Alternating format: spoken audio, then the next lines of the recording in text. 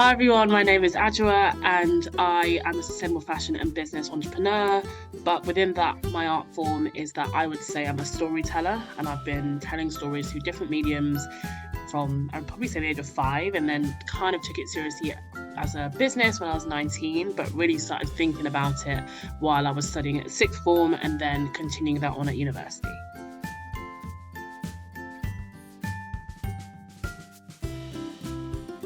So the steps I took to take my hobby into an arts career was very much surrounded by research. So I looked at a lot of what my peers were doing to figure out how to best excel what I was trying to do. I asked people a lot of questions and I just got stuck in and started trying it. I wasn't afraid to, put things out there that people would see as perfect.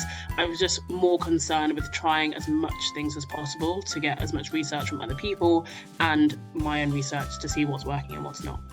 Yeah, so Minnie's World, I knew from the get-go that I wanted to have the name Minnie somewhere in my brand name. I think I got that idea when I was about 15 or 16.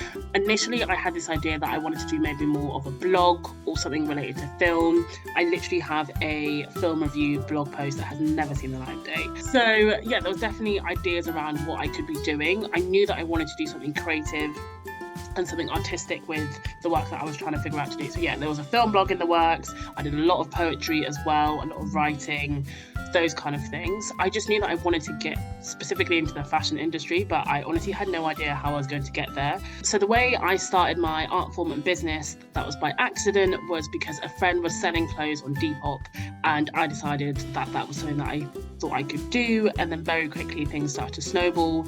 The MW community really resonated with the clothes that I was selling and the content that I wanted to put out online. And I just never stopped from then on.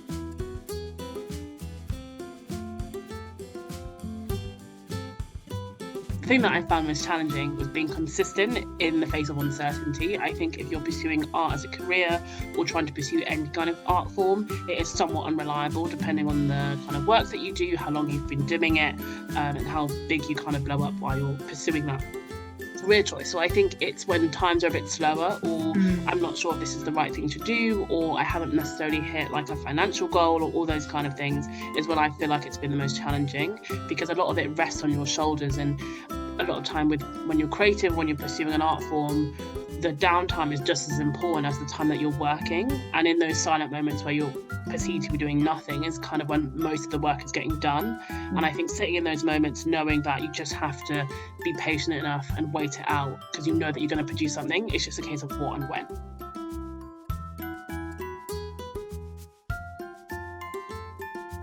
I have loved getting into the film and TV industry. I think that's something that I recently kind of got into in the last couple of years, which I thought was super fun.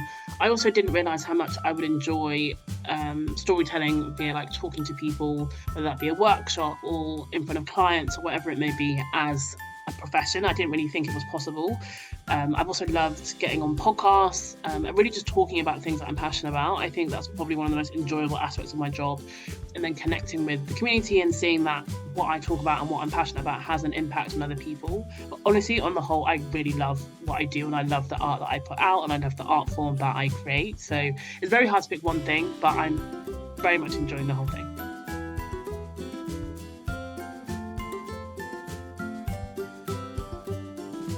The advice that I would give someone who's looking to pursue a similar career is somewhat, I guess, unrelated to the art form, but I would say get your understanding of finances, taxes, and marketing have a real good grasp of it. I think sometimes when you're the artist, you get so caught up in the artist and the creativeness of it all, that the aspects that are very important to keep you sustained and keep you pursuing that art form is very important. So business, money, finance, taxes, marketing, and how you have a personal brand. I would 100% say that someone could figure that out first and then get very good at putting things out there regardless of whether it's completed or not. Obviously, I'm not saying, just put out anything and everything whenever, but it really is getting comfortable with the process of it all. And I think people who are successful have just shown up consistently over time, more than people who maybe had even more talent but then gave up when things got hard. So yeah, I think definitely get into the academic side of it maybe, and just read up on